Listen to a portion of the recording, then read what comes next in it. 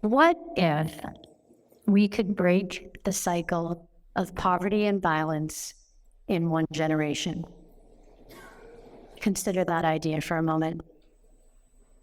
And in order to do that, we only needed about $1 per student per year, and it would only require about 10 minutes a day of mindfulness practice in the classroom.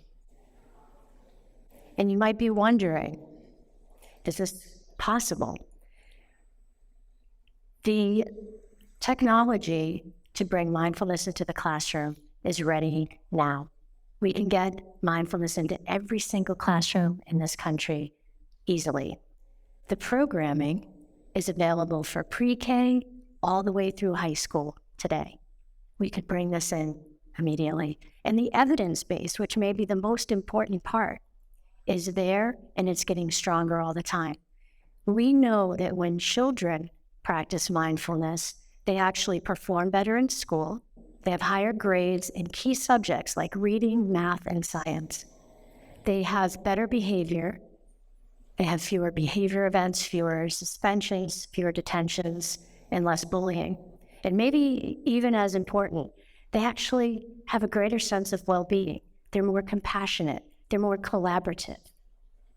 And teachers that practice along with their students in these 10-minute-a-day exercises, teachers actually experience 43% less stress. Imagine that in your job, 43% less stress. And you may be wondering, if this were possible, if this is ready now, why haven't we done it in every classroom in America? What are we waiting for? And that's a really good question.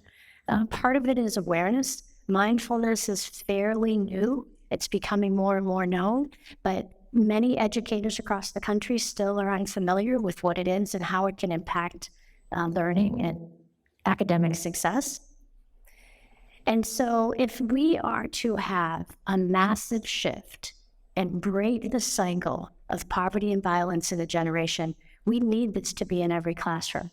And I'd like to share with you a story that will illustrate the power of what this could be. So there was a 12-year-old girl named Anna, and she actually lived not more than 5 miles from where we are today. She was a middle schooler, and she was attending an after-school program for at-risk kids. Anna was in a very difficult home environment. She was, both of her parents were in and out of jail. She lived with an aunt who was on disability, who had a substance abuse problem, very chaotic household, and not at all uncommon in lots of communities around the country.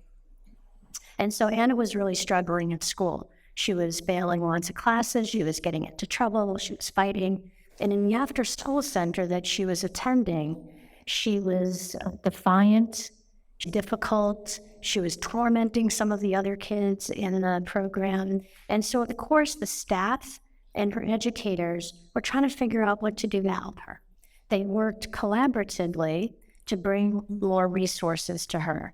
They brought social workers, counselors. She had group therapy, drug therapy, pretty much everything you can imagine. And yet nothing was really changing the path. So what was happening to Anna was exactly what had happened to her parents the generation before, and what happened to them the generation before that. Generational poverty does not start when somebody is 18 or 20 years old and they can't get a job. Generational poverty starts when they're 5 and 6 and 10 and 12. And these kids get on a path that is very difficult to change. They don't have success in school, and we know that if you don't have success in school, it's very difficult to get a good job and to be self-sufficient in life. So she's on that path. And even though many resources were being brought to bear to change that, it wasn't really changing the direction. We ask ourselves, what are we missing? This has been happening for many, many, many years. We have been trying all kinds of different things. What are we missing?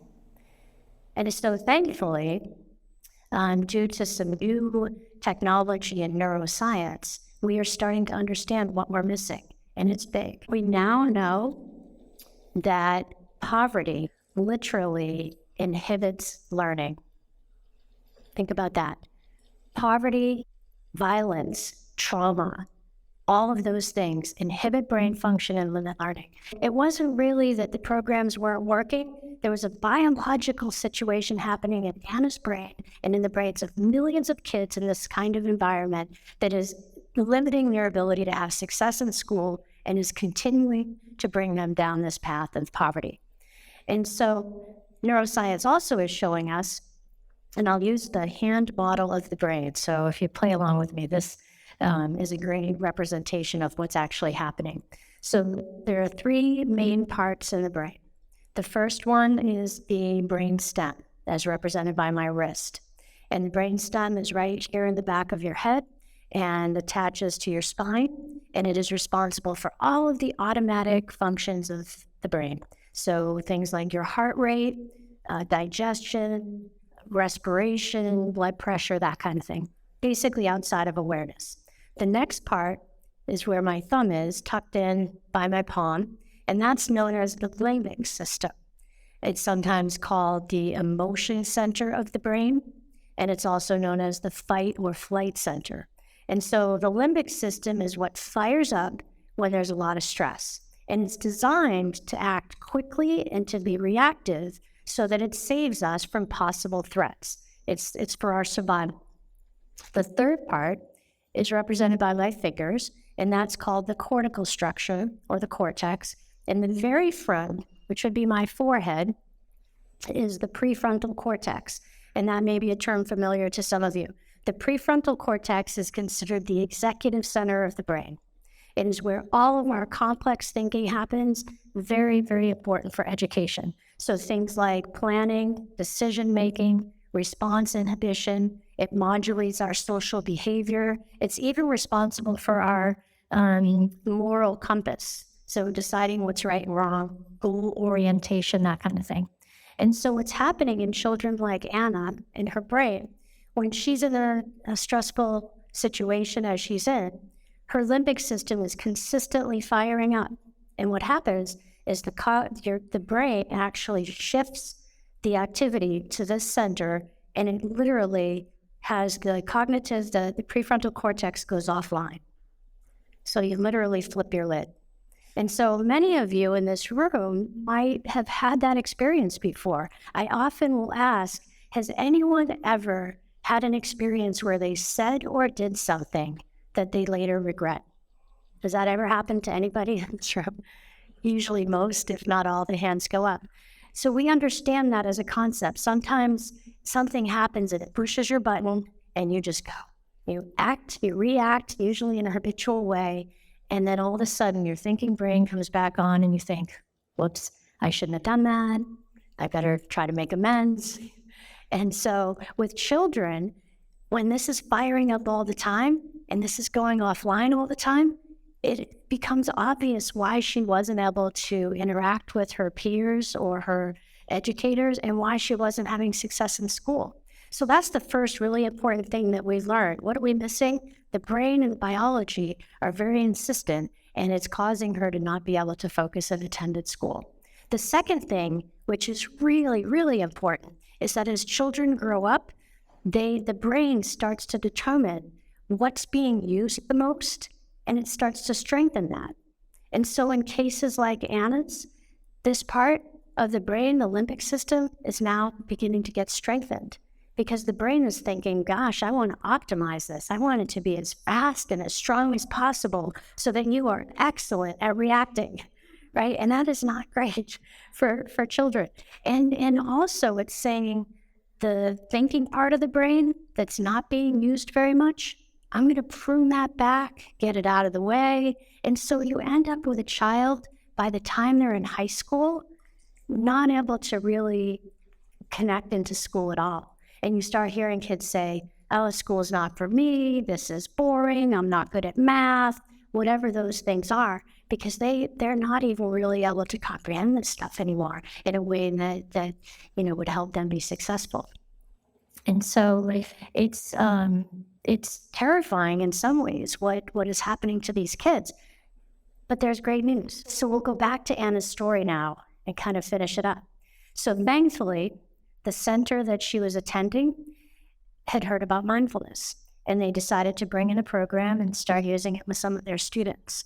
So they did it on a volunteer basis, and about 20 kids in the center signed up, including Anna. I think Anna may have been highly encouraged to join the group. And so they started practicing mindfulness every day. They didn't even need one of the instructors. They just, logged on and pressed the button and listened along with it for 10 minutes a day. So a couple of weeks later, the kids were really getting into it. They put a sign on the door, do not disturb while we're doing mindfulness. They actually told their parents and their caretakers not to pick them up between 4 and 4:10, because that was the time that they were practicing. So about 3 months later, I went back to visit the site. And I asked the executive director how it was going, and she was very excited about what was happening with all of these kids that were participating. She said that they're more creative, they seem more calm, they're more engaged, they seem to be really enjoying themselves, they're doing better in school, and very, very positive across the board. And she said, but you will not believe what happened with Anna. And so she said, it just happened that today was the day that people were voting for Student of the Month. And Anna was unanimously voted Student of the Month that month. She had been going to that center for 5 years, every day after school. She had never even received one vote. And this month, she was unanimously voted by the staff and the students. And so she started reading some of the nominations. And I always feel a little choked up when I remember back, because the stories that it told of the transformation of this child was literally unbelievable. I mean, from the environment that she came from, they were describing a girl that was doing well in school, was engaged, was helpful, was providing leadership for the younger kids in the center. Nothing in Anna's life had changed, except for that she was starting to practice being mindful. And through that effort, the burden of her environment started to lift, and she started to find who she really was. And as a result, she was bringing that forth in a way that was extremely positive. And so I know from the research that I've conducted in schools across the country, and the research that others have done, that this is not an unlikely outcome. When kids have the chance to do these kinds of practices, amazing things happen. And there's a reason why many major corporations today are bringing mindfulness into their organizations in order to help their employees reduce their stress and improve their performance. There is a reason why many major sports teams and Olympic athletes are using mindfulness, because it helps them with their mental game, it helps them focus. And there's a reason that the U.S. military is using mindfulness with our frontline soldiers, because when you're on the front line and in a highly stressed environment, you want to be able to modulate that stress and really be able to focus and attend to the task at hand. And so doesn't it make sense that we have this kind of training for kids in the most important years of their development, so then by the time they get to be adults, they're ready for the challenges that lie ahead? And so I'll summarize. The first point is that poverty and violence and trauma exist in our world, and they inhibit learning, and they really hurt the chances of millions of kids. Mindfulness helps inoculate against those stressors, not just for poor kids, not just for kids in stressful environments, but really for all kids. And for just $1 per student, which is about 1/10 of 1% of what we spend today in education, for just $1 a kid a year, and in 10 minutes a day, we literally can break the cycle. And so I'm here today not to ask for your money and not to ask for your time. I'm not even asking for your network. I'm actually asking for all three. In the words of Margaret Mead, never doubt that a small group of committed citizens can change the world. Indeed, it's the only thing that ever has. And so please join me as we try to bring mindfulness into every classroom, as we try to break the cycle of poverty and violence in our communities. Thank you very much.